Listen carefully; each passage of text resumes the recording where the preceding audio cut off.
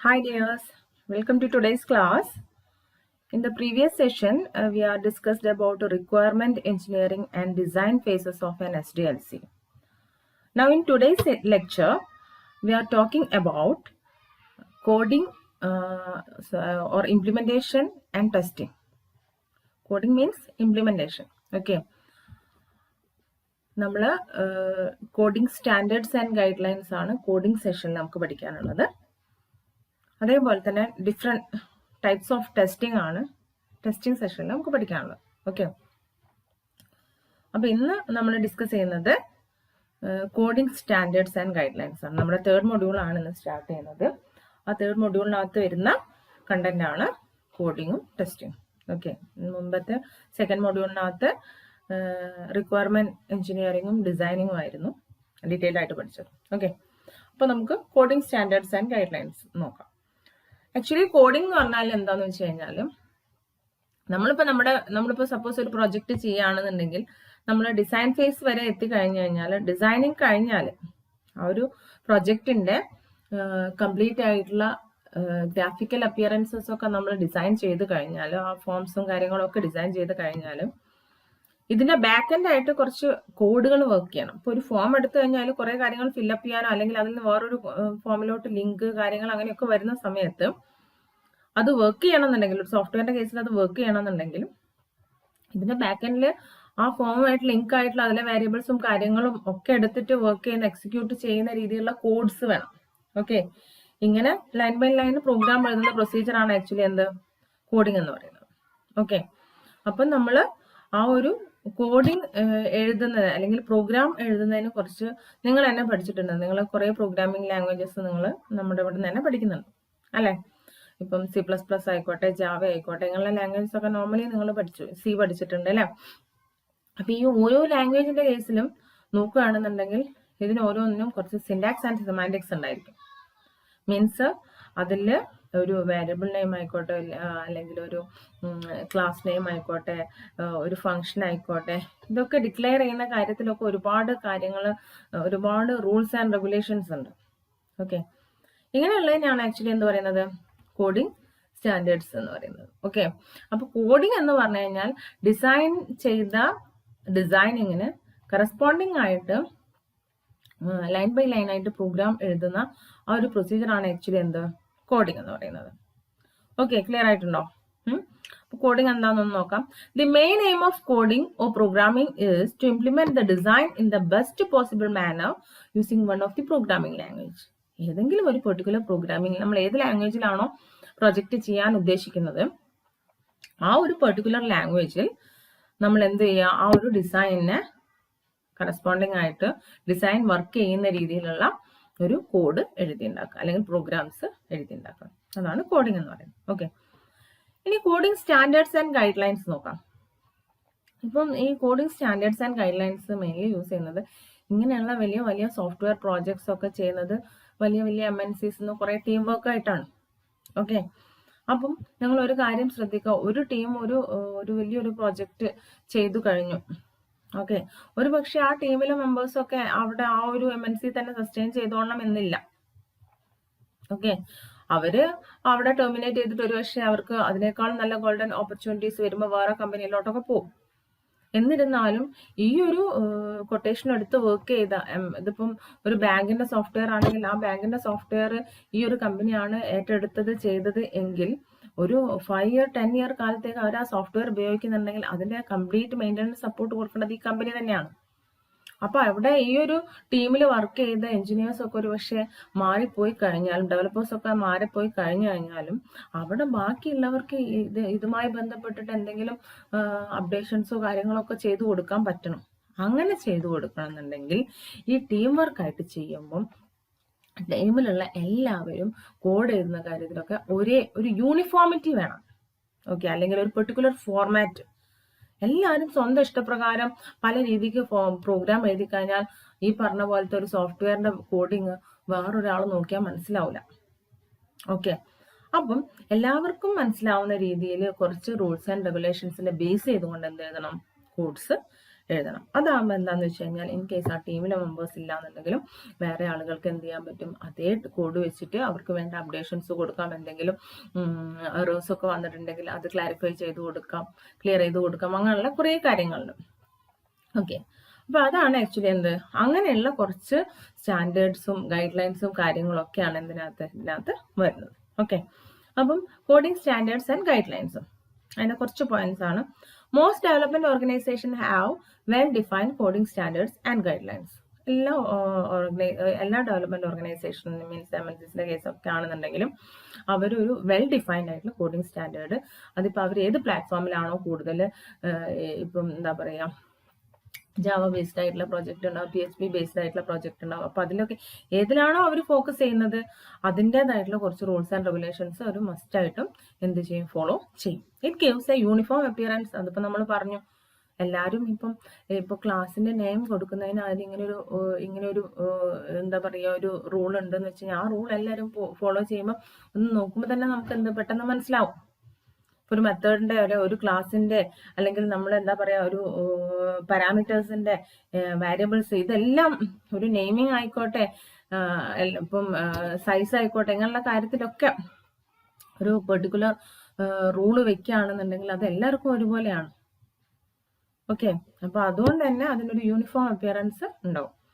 It provides A good understanding of the code. നല്ലൊരു uniform അപ്പിയറൻസും എല്ലാവരും ഒരേപോലെ ഈ നെയിമിങ്ങും കാര്യങ്ങളൊക്കെ കൊടുത്ത് എഴുതുമ്പോൾ അത് നോക്കുന്ന ആൾക്ക്, ഇനിയിപ്പോൾ ഇത് എഴുതാത്ത ആൾ പുറത്തുനിന്നുള്ള ഒരാൾ നോക്കുകയാണെങ്കിൽ അവർക്ക് പെട്ടെന്ന് മനസ്സിലാവും. ഓക്കെ, ഗുഡ് അണ്ടർസ്റ്റാൻഡിങ് ഉണ്ടോ? Okay, it encourage good programming practices. നല്ല രീതിയിൽ നല്ല പ്രോഗ്രാമിംഗ് പ്രാക്ടീസസിനെ പ്രോത്സാഹിപ്പിക്കുന്നുണ്ട്. എന്തുകൊണ്ടാണ്? കാരണം എല്ലാവർക്കും മനസ്സിലാകുന്ന രീതിയിലുള്ള യൂണിഫോം ആയിട്ടുള്ള അല്ലെങ്കിൽ ഒരു പെർട്ടിക്കുലർ ഫോർമാറ്റിനെ ബേസ് ചെയ്തുകൊണ്ട് എഴുതുന്ന പ്രോഗ്രാം ആകുമ്പോൾ ഇത് എന്ത് ചെയ്യും, എഴുതാനും എളുപ്പമായിരിക്കും, മറ്റുള്ളവർക്ക് അല്ലെങ്കിൽ കോഡ് ജനറേറ്റ് ചെയ്യാനും എളുപ്പമായിരിക്കും, പുറത്തുനിന്നുള്ളവർക്ക് മനസ്സിലാക്കാനും എളുപ്പമായിരിക്കും. ഓക്കെ, ഇനി കോഡിംഗ് സ്റ്റാൻഡേർഡ്സ്. ഓക്കെ, അപ്പൊ നമ്മൾ it is a list of rules to be follow during coding. Code എഴുതുന്ന സമയത്ത് നമ്മൾ ഫോളോ ചെയ്യുന്ന കുറച്ച് റൂൾസിനെയാണ് എന്ന് പറയുന്നത് കോഡിംഗ് സ്റ്റാൻഡേർഡ്സ് എന്ന് പറയുന്നത്. Okay, coding standards provides guidelines. അതിന്റെ അണ്ടർലൈൻ അതിൽ തന്നെയാണ് ഗൈഡ് ലൈൻസിന്റെ കേസും വരുന്നത്. നോക്കൂ, coding standards provides guidelines for programmers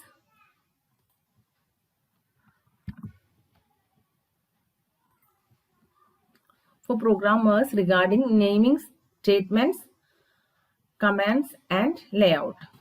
ഒരു പ്രോഗ്രാമിങ്ങിൽ വരുന്ന നെയിമിംഗ് എന്ന് പറയുമ്പോൾ അതൊരു പക്ഷേ വാരിയബിൾ നെയിം ആവാം, ഫംഗ്ഷൻ നെയിം ആവാം, ക്ലാസ് നെയിം ആവാം, എന്തോ ആവാം. ഓക്കെ, അത് അങ്ങനെയുള്ള നെയിമിങ്ങിന്റെ കാര്യത്തിൽ statements, programming line by line കോഡ്സിലെ സ്റ്റേറ്റ്മെന്റ്സിന്റെ കാര്യത്തിൽ, സർട്ടൻ കമാൻഡ്സിന്റെ കാര്യത്തിൽ, അതിന്റെ ഒരു ലേ ഔട്ടിന്റെ അതിന്റെ സ്ട്രക്ചറിന്റെ കാര്യത്തിൽ ഒക്കെ കുറെ ഗൈഡ് ലൈൻസ് പ്രൊവൈഡ് ചെയ്യുന്നുണ്ട് ഈ ഒരു സ്റ്റാൻഡേർഡിനകത്ത്. ഓക്കെ, ഓരോ കമ്പനീസും ഓരോ രീതിയിലുള്ള കോഡിംഗ് സ്റ്റാൻഡേർഡ്സ് ഫോളോ ചെയ്യുന്നുണ്ട്. ഓക്കെ, ഇനി നമുക്ക് അടുത്ത നോക്കാം. ഇതിനകത്ത് വരുന്നത് അപ്പൊ നെയിമിങ്ങിന്റെ കേസൊക്കെ പറഞ്ഞു അല്ലെ, നെയിമിങ്, സ്റ്റേറ്റ്മെന്റ്സോ ലേ ഔട്ട് ഒക്കെ പറഞ്ഞില്ല. അപ്പൊ ഫസ്റ്റ് നമുക്ക് നെയിമിങ് നോക്കാം. നെയിമിങ് കൺവെൻഷൻസ് എന്ന് പറഞ്ഞു കഴിഞ്ഞാല് നമ്മൾ ഒരു വേരിയബിളിനായിക്കോട്ടെ അല്ലെങ്കിൽ ഒരു ക്ലാസ്സിനായിക്കോട്ടെ ഒരു മെത്തേഡിനായിക്കോട്ടെ ഇതിനൊക്കെ നമ്മൾ നെയിം പ്രൊവൈഡ് ചെയ്യുമ്പം ശ്രദ്ധിക്കേണ്ട കുറച്ച് കാര്യങ്ങളാണ്. ഓക്കെ, ഇതെല്ലാ പ്രോഗ്രാമിംഗ് ലാംഗ്വേജിനും ഒരുപോലെ ആയിരിക്കണമെന്ന് പറയുന്നില്ല. ചില ലാംഗ്വേജിന്റെ കേസിലൊക്കെ ഇത് ഡിഫറെന്റ് ആണ്. ഓക്കെ, കുറച്ച് നെയിമിംഗ് കൺവെൻഷൻസ് നിങ്ങൾക്ക് മനസ്സിലാവുന്ന രീതിയിലുള്ള കുറച്ച് നെയിമിംഗ് കൺവെൻഷൻസ് ഞാൻ ഇവിടെ കൊടുത്തിട്ടുണ്ട്. some of the standard naming conventions are എന്ന് പറഞ്ഞിട്ട് കുറച്ചെണ്ണം ലിസ്റ്റ് ചെയ്തിട്ടുണ്ട്. ഞാൻ തുടക്കം മുതലേ നമ്പർ ഇട്ടു. ഓക്കെ,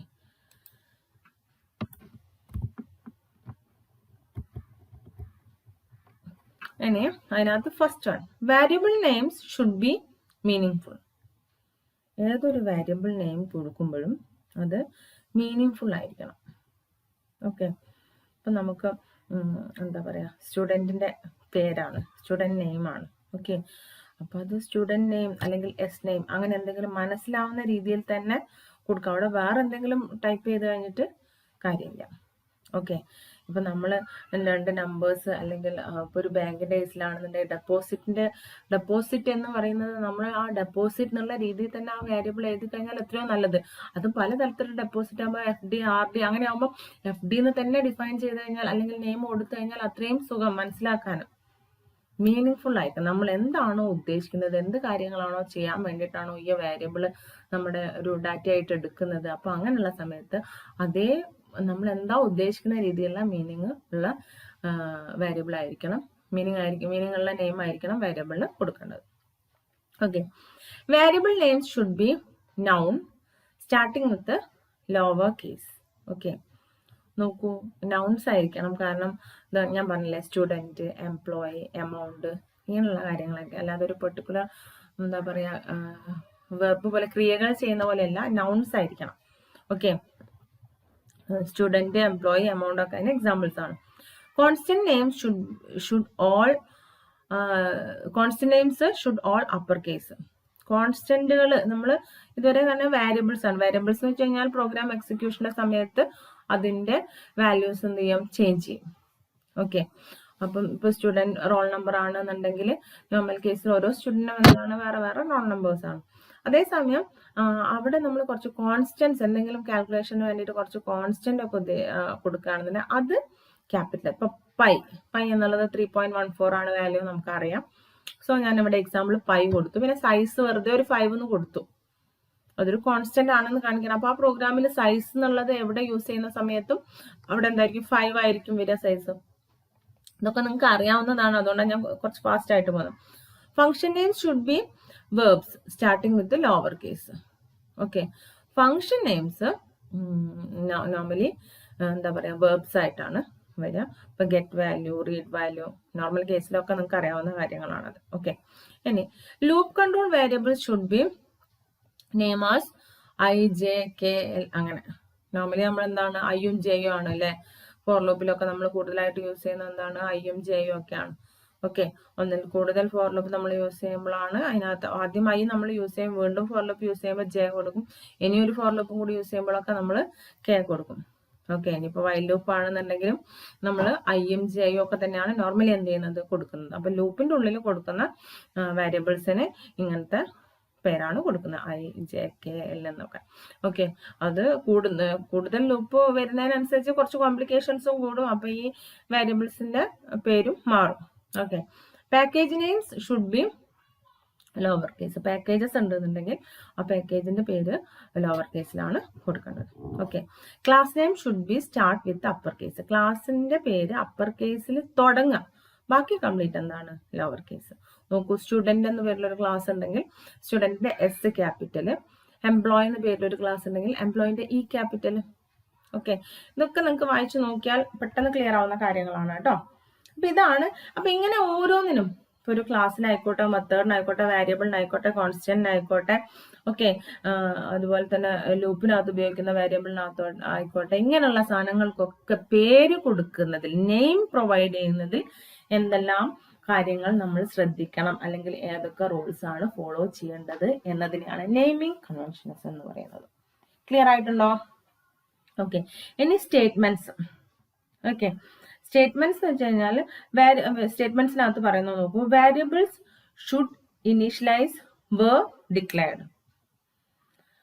നമ്മൾ വാരിയബിൾസ് എന്ത് ചെയ്യണം, ഇനീഷ്യലൈസ് ചെയ്യണം. അപ്പോൾ നമ്മൾ ഇപ്പോൾ ഒരു വാരിയബിൾ ഒക്കെ നമ്മൾ യൂസ് ചെയ്യുകയാണെന്നുണ്ടെങ്കിലും അത് നമുക്ക് ആ വാരിയബിൾ നമ്മൾ ഡിക്ലെയർ ചെയ്യുമ്പോൾ തന്നെ നമുക്ക് വേണമെന്നുണ്ടെങ്കിൽ എന്ത് ചെയ്യാം, അത് ഇനീഷ്യലൈസ് ചെയ്യാം. ഓക്കെ, അപ്പം വാരിയബിൾ ഇപ്പം ഏതെങ്കിലും ഒരു വാരിയബിളിന്റെ നെയിം വാരിയബിൾ നമ്മൾ കൊടുക്കുകയാണെന്നുണ്ടെങ്കിൽ അതിനപ്പം തന്നെ നമുക്ക് എന്ത് ചെയ്യാം, ഇനീഷ്യലൈസ് ചെയ്തിട്ട് പ്രോഗ്രാമിൽ പിന്നീട് യൂസ് ചെയ്യാം. ഓക്കെ, ക്ലിയർ ആയിട്ടുണ്ടോ? അപ്പോൾ ഇൻറ്റ് I = 0 നമ്മൾ കൊടുക്കുകയാണ്. അപ്പൊ I എന്നുള്ളത് നമ്മളിപ്പോൾ ഫോർ ലൂപ്പിലാണ് ഉപയോഗിക്കാൻ വിചാരിച്ചതെങ്കിൽ ഓക്കെ, കുഴപ്പമില്ല. ആ I എന്നുള്ള വേരിയബിൾ എന്താണ്, നമ്മൾ 0 ആക്കി ഡിക്ലെയർ ചെയ്ത് വെച്ചിട്ടുണ്ട്. Okay, use only loop control statement in A for loop. Okay, loop control statement normal കേസിൽ ഇവിടെ ഫോർ ലൂപ്പിൻ്റെതാണ് പറയുന്നത്. ഓക്കെ, ഫോർ ലൂപ്പാണ് നമ്മൾ ഏറ്റവും കൂടുതലായിട്ട് യൂസ് ചെയ്യുന്നത്.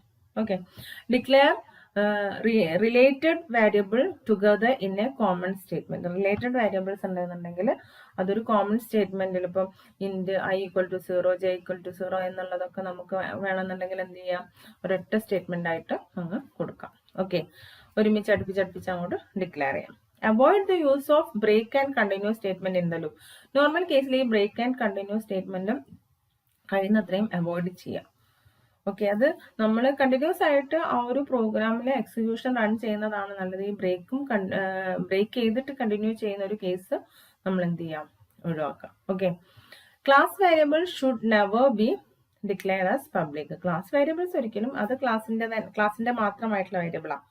അതൊരിക്കലും എന്ത് ചെയ്യരുത്, പബ്ലിക് ആയിട്ട് ഡിക്ലെയർ ചെയ്യരുത്. ക്ലിയർ ആയിട്ടുണ്ടോ? ഓക്കെ, അപ്പൊ ഇത്രയും കാര്യങ്ങളാണ് സ്റ്റേറ്റ്മെന്റ്സിന്റെ കേസിൽ ശ്രദ്ധിക്കേണ്ടത്. മറ്റേത് ജസ്റ്റ് നെയിമിങ്, ഇത് കോഡിങ് വരുന്ന കേസിലാണ് വരുന്നത്. ഇനി കമന്റ്സ്. ഓക്കെ, കമന്റ്സ് എന്ന് പറഞ്ഞു കഴിഞ്ഞാൽ എന്താ, നമ്മള് എന്താ പറയാ, /*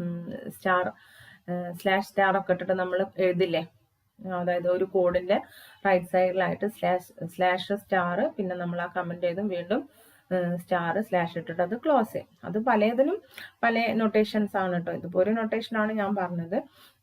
ചിലതിൽ ഡബിൾ ഗ്രേറ്റർ ദാൻ സിമ്പിളും ഡബിൾ ലെസ് ദാൻ സിമ്പിളിന്റെ ഇടയിൽ എഴുതും. അപ്പോൾ ഓരോ ലാംഗ്വേജിനും പല രീതിയിലാണ്. ഓക്കെ, അപ്പൊ അങ്ങനെ ഒരു പെർട്ടിക്കുലർ കോഡ് എന്ത് ചെയ്യാൻ വേണ്ടിയിട്ടാണ് എന്ന്, അല്ലെങ്കിൽ ഒരു സെറ്റ് ഓഫ് കോഡിങ് ഏത് പെർട്ടിക്കുലർ ആയിട്ടുള്ള കാര്യം ചെയ്യാൻ വേണ്ടിയിട്ടാണ് എന്നുള്ളത് നമ്മൾ ആ പ്രോഗ്രാമിങ്ങിന്റെ ഇടയിൽ തന്നെ എഴുതി വെക്കുക. പക്ഷെ അതൊരിക്കലും എന്ത് ചെയ്യില്ല, എക്സിക്യൂട്ട് ചെയ്യൂല. അങ്ങനെ എഴുതി വെക്കുന്നതിനാണ് എന്ന് പറയുന്നത് കമന്റ്സ് എന്ന് പറയുന്നത്. ഓക്കെ, ഇപ്പം താഴെ കൊടുത്തിരിക്കുന്ന മെത്തേഡ് ഇന്നേ കാര്യം ചെയ്യാൻ വേണ്ടിയിട്ടാണ്.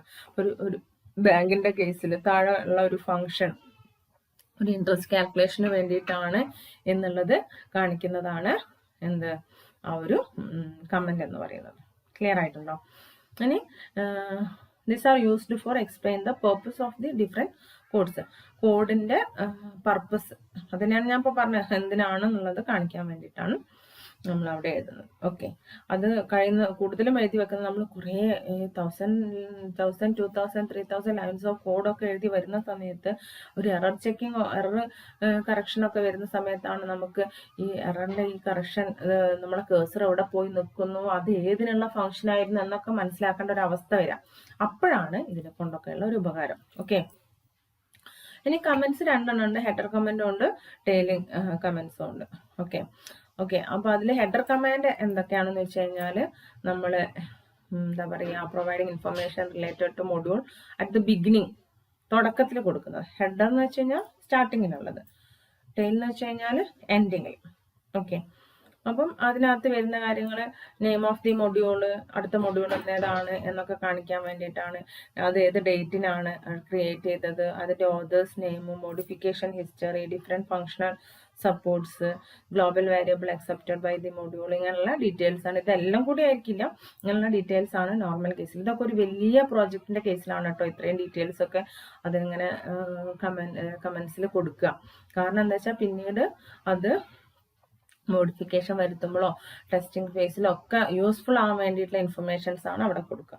ഓക്കെ, ടെയിലിംഗ് കമന്റ്സ് എന്ന് വെച്ച് കഴിഞ്ഞാൽ these are single line comment which is placed after statement. ഓരോ സ്റ്റേറ്റ്മെന്റിലെ, അതാണ് ഞാൻ നേരത്തെ പറഞ്ഞത്, നമ്മളൊരു പെർട്ടിക്കുലർ കോഡിന്റെ റൈറ്റ് സൈഡിൽ എഴുതുന്നത്. ഓക്കെ, ഒരു കോഡ് സ്റ്റേറ്റ്മെന്റ് എഴുതി അതിന്റെ റൈറ്റ് സൈഡിൽ ഒരു കോഡ് എഴുതി വെക്കാണ്, ഇതെന്നേ കാര്യം ചെയ്യാൻ വേണ്ടിയിട്ടാണ്. ഓക്കെ, അപ്പോൾ ഒരു സെർച്ച് ചെയ്ത് കണ്ടുപിടിക്കുന്നതിന് വേണ്ടിയിട്ടാണ് എന്നുള്ളത് നമ്മൾ റൈറ്റ് സൈഡിൽ അത് ടൈപ്പ് ചെയ്ത് വെക്കുകയാണ് ഒരു കമന്റ് ആയിട്ട്. അതിനെയാണ് എന്ത് പറയുന്നത്, നമ്മൾ സിംഗിൾ ലൈൻ അല്ലെങ്കിൽ ടെയിലിംഗ് കമന്റ്സ് എന്ന് പറയുന്നത്. ഒരു കമന്റ് നമ്മൾ അവിടെ എഴുതി വെക്കുകയാണ്. ഇനി ലേഔട്ട് എന്ന് പറയുന്നത്, layout focus on how a program should be intended, how should be used blank lines, blank spaces, etc. to make the program more easily readable. മൂന്നാണ് ഇത്, more easily readable എന്നാണ് കേട്ടോ, more easily readable. ഓക്കെ, ഇത് നമുക്കൊരു programme നല്ല വൃത്തിക്ക്, നല്ല രീതിക്ക് ഒറ്റ നോട്ടത്തിൽ മനസ്സിലാവാൻ വേണ്ടിയിട്ട് നമ്മൾ ആ പ്രോഗ്രാമിനെ എങ്ങനെ അലൈൻ ചെയ്യുന്നു. നമ്മളിപ്പം എഴുതാറില്ലേ, നമ്മൾ സാധാരണ സ്റ്റേറ്റ്മെന്റ്സ് ഇങ്ങനെ ലൈൻ ബൈ ലൈൻ ആയിട്ട് എഴുതി വരുമ്പോൾ ചിലപ്പോൾ ഒരു ഫോർ ലൂപ്പ് സ്റ്റാർട്ട് ചെയ്യാണ്. അല്ലേ? ഇപ്പം നമ്മളൊരു C++ന്റെ സീരിയോ കേസ് ആണെങ്കിൽ ഒരു ഫോർ ലൂപ്പ് സ്റ്റാർട്ട് ചെയ്തിട്ട് ഒരു ബ്രേസ് ഒക്കെ വരാം. ഫോർ ലൂപ്പ് തുടങ്ങുമ്പോൾ തന്നെ നമ്മൾ ജസ്റ്റ് ഒരു ടാബ് അടിച്ചിട്ട് തുടങ്ങും അല്ലേ? എന്നിട്ട് എന്ത് ചെയ്യും? അടുത്ത ബ്രേസും ഒരൊറ്റ ടാബ് അടിച്ചിട്ട് അടുത്ത ബ്രേസ് കൊടുക്കും അല്ലേ? അതായത് അതൊരു പെർട്ടിക്കുലർ രീതിയിൽ നമ്മൾ അത് എന്ത് ചെയ്യണം? അലൈൻ ചെയ്യണം അല്ലേ? അപ്പൊ ഈ ലൈൻ ബൈ ലൈനിന്റെ ഇടയിലൊക്കെ നമ്മൾ എന്ത് ചെയ്യുക? സ്പേസ് വിടാതെയാണ് ചെയ്യുന്നത്. അതേസമയം ഇത് 2000 ലൈൻസ് ഓഫ് കോഡിങ് വരുന്ന സമയത്തും ഒരു മെത്തേഡ് കഴിഞ്ഞിട്ട് ഒരു 2-3 ലൈൻ സ്പേസ് വീടും ഇതുപോലെ കുറച്ച് കമന്റ്സ് പ്ലേസ് ചെയ്യും. എന്നിട്ട് എന്ത് ചെയ്യും? അടുത്ത മെത്തേഡ് എഴുതും. ഓക്കെ, അപ്പൊ അങ്ങനെയുള്ള ഒരു ഇതിനെയാണ് നമ്മൾ ആ ഒരു സ്ട്രക്ചർ കറക്റ്റായിട്ട് ഫോമാറ്റ് ചെയ്ത് വെക്കുന്നതിനാണ് എന്ന് പറയുന്നത് ലേ ഔട്ട് എന്ന് പറയുന്നത്. ഓക്കെ, നമ്മൾ ആ ഒരു രീതിക്ക് തന്നെയാണ് നമ്മളും എന്ത് ചെയ്യുന്നത്? പ്രോഗ്രാം നിങ്ങളുടെ ലാബുകളിലൊക്കെ ചെയ്യുന്നത്. ഓക്കെ, അപ്പൊ ഇത്രയും കാര്യങ്ങളാണ്. ഇനി നമുക്ക് മെത്തേഡ്സ് ആണ് പഠിക്കാനുള്ളത് കോഡിങ് ചെയ്യുന്നതിനുള്ള. അത് നെക്സ്റ്റ് ക്ലാസ്സിൽ എടുക്കാം. കുറച്ച് ഡീറ്റെയിൽഡ് ആയിട്ട് പറയാനുണ്ട്. അതിൽ ഡിഫറെൻറ്റ് പ്രോഗ്രാമിംഗ് ടെക്നിക്സും കാര്യങ്ങളൊക്കെ പറയാനുണ്ട്. ഓക്കെ, അപ്പൊ ഇത്രയും കാര്യങ്ങളാണ് നമ്മളൊരു കോഡിങ്ങിന്റെ കേസിൽ ശ്രദ്ധിക്കേണ്ടത്. ഇതിനെയാണ് ഈ കംപ്ലീറ്റ് ആയിട്ടുള്ള കാര്യങ്ങളെയാണ് എന്ത് പറയുന്നത്? Coding standards and guidelines. Okay dears, അപ്പം എല്ലാവരും ഈ ഒരു വീഡിയോ നന്നായിട്ട് ശ്രദ്ധിച്ച് കാണാം. അപ്പം എല്ലാവരും വീട്ടിൽ തന്നെ ഇരിക്കുക. Okay, thank you. Stay safe dears.